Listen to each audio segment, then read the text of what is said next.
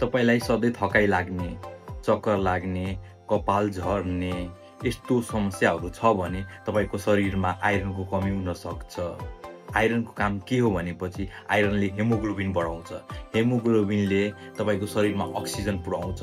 Iron कमी भयो भने तपाईको शरीरमा अक्सिजन कमी हुन सक्छ र अक्सिजन कमी भयो भने तपाईलाई थकाइ लाग्ने गर्दछ।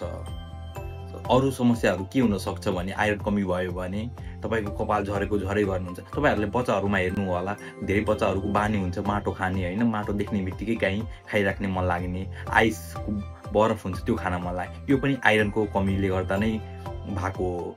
आइरन केमा पाउँछ त आइरन भनेको सागसब्जीमा, मासुमा, अण्डामा र गेडागुडीमा आइरनको मात्रा धेरै पाउँछ।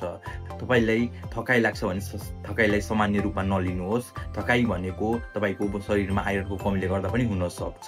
त्यही भएर रगत चेक जाँच गराउने गर्नुहोस् र तपाईको आफ्नो शरीरलाई ख्याल गर्ने गर्नुहोस्। यस्तै सानो सानो टिप्सको लागि मलाई फलो गर्न नबिर्सिनु होला। धन्यवाद।